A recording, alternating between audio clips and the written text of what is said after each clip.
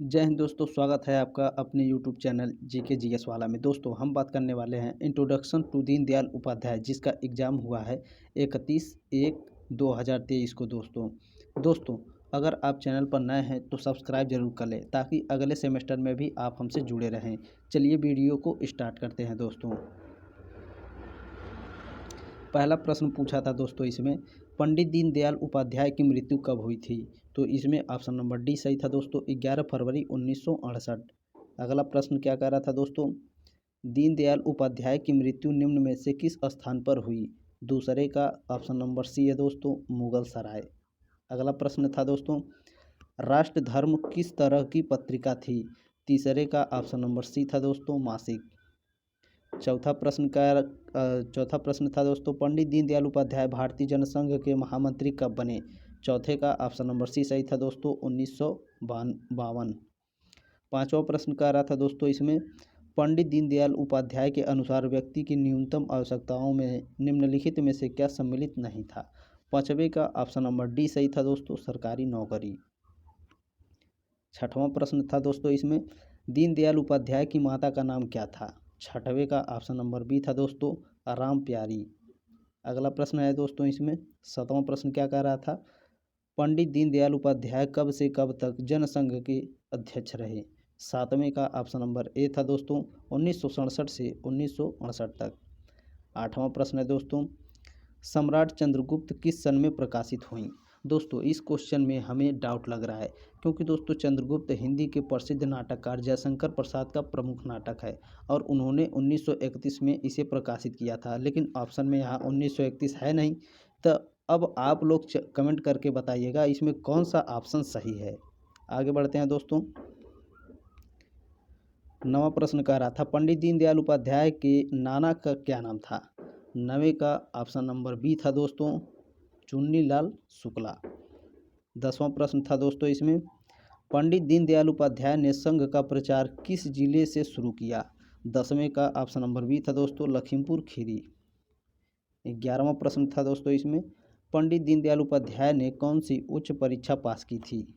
तो 11वें का बी था दोस्तों, सिविल सेवा, आईएएस पीसीएस। 12वें है दोस्तों, 12वां प्रश्न है इसमें, जगत गुरु शंकराचार्य किसकी रचना है? 12वें का ऑप्शन नंबर डी था दोस्तों, पंडित दीनदयाल उपाध्याय की। अगला प्रश्न इसमें क्या कह रहा था दोस्तों, निम्नलिखित में से किसने दीनदयाल उपाध्याय को उच्च शिक्षा के लिए 10 रुपये मासिक की छात्रवृत्ति प्रदान की थी? 13वें का ऑप्शन नंबर बी था इसमें दोस्तों, घनश्याम दास बिरला। 14वां प्रश्न क्या कह रहा था दोस्तों, निम्नलिखित में से किसने एक साझा वक्तव्य में भारत पाक महासंघ की मांग की थी? 14 का ऑप्शन नंबर बी था दोस्तों, डॉक्टर लोहिया और दीनदयाल उपाध्याय। 15वां प्रश्न क्या था दोस्तों, दीनदयाल उपाध्याय किस धर्म के अनुयायी थे? 15 का ऑप्शन नंबर डी है दोस्तों, सनातन धर्म के अनुयायी थे। 16वां प्रश्न है दोस्तों, मानव एकता का विचार किस संस्कृति ने दिया? तो 16वें का ऑप्शन नंबर बी है दोस्तों, भारतीय। 17वां प्रश्न था इसमें, प्रख्यात चिंतक पंडित दीनदयाल उपाध्याय का जन्म कब हुआ था? तो 17 का ऑप्शन नंबर सी था दोस्तों, 25 सितंबर 1916। 18वां प्रश्न क्या कह रहा था, राष्ट्र जीवन की दिशा नामक पुस्तक किसने लिखा था? 18 का ऑप्शन नंबर सी है दोस्तों, दीनदयाल उपाध्याय ने। 19वां प्रश्न था दोस्तों, निम्नलिखित में से किस दैनिक समाचार पत्र के साथ पंडित दीनदयाल उपाध्याय जुड़े थे? तो 19 का ऑप्शन नंबर ए है दोस्तों, स्वदेश। प्रश्न नंबर 20 था, निम्नलिखित में से कौन राष्ट्र धर्म का संपादक था? 20 का ऑप्शन नंबर बी है दोस्तों, अटल बिहारी वाजपेयी। प्रश्न 21 से पांचजन्य का प्रथम अंक कब प्रकाशित हुआ? 21 का ऑप्शन नंबर डी है दोस्तों, 14 फरवरी 1948।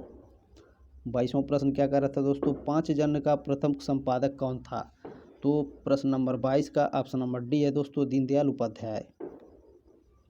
23वां प्रश्न क्या था दोस्तों, राष्ट्र धर्म प्रकाशन लिमिटेड कब स्थापित हुआ? तो 23 का ऑप्शन नंबर बी है दोस्तों, 1947। 24वां प्रश्न है दोस्तों, अखिल भारतीय जनसंघ का संस्थापक कौन था? 24 का ऑप्शन नंबर बी है दोस्तों, डॉक्टर श्यामा प्रसाद मुखर्जी। 25वां प्रश्न था दोस्तों, अंत्योदय का विचार संबंधित है। तो 25 का ऑप्शन नंबर सी है दोस्तों, पंडित दीनदयाल उपाध्याय से। 26वां प्रश्न था दोस्तों, स्वाधीनता तभी सार्थक हो सकती है जब हमारे निम्नलिखित में से किसकी अभिव्यक्ति का साधन बने। तो दोस्तों 26 का ऑप्शन नंबर सी था, संस्कृति। 27वां प्रश्न है दोस्तों, इसमें दीनदयाल उपाध्याय के संदर्भ में निम्नलिखित कथनों में से कौन सही है। तो 27 का ऑप्शन नंबर सी सही था दोस्तों, उपर्युक्त दोनों। 28वां प्रश्न है दोस्तों, दीनदयाल उपाध्याय के संदर्भ में निम्नलिखित में से कौन कथन सही है। तो दोस्तों 28 का भी ऑप्शन नंबर सी इसमें सही था, केवल एक 1 और 2 दोनों था। अगला प्रश्न है दोस्तों, 29वां प्रश्न है, दीनदयाल उपाध्याय के संदर्भ में निम्नलिखित में से कौन सही है। तो दोस्तों 29 का भी ऑप्शन नंबर सी सही था, 1 और 2 दोनों सही था। प्रश्न नंबर 30 है दोस्तों, खेती के विकास के लिए किस प्रकार की बांध परियोजनाओं को दीनदयाल उपयुक्त मानते थे।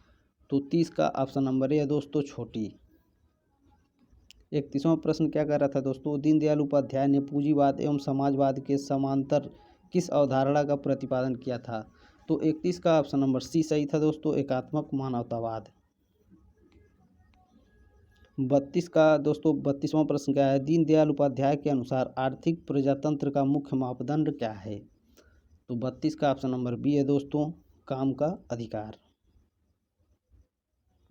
प्रश्न नंबर 33 कह रहा था, दीनदयाल उपाध्याय के द्वारा लिखित प्रथम पुस्तक का नाम क्या था। 33 का ऑप्शन नंबर ए है दोस्तों, सम्राट चंद्रगुप्त। अगला प्रश्न है दोस्तों, पंडित दीनदयाल उपाध्याय आरएसएस के संपर्क में कब आए। 34 का ऑप्शन नंबर ए है दोस्तों, 1937। प्रश्न नंबर 35 दोस्तों, उपाध्याय जी के विचारों के आधार पर किस ग्रामोत्थान कार्यक्रम चलाया गया था।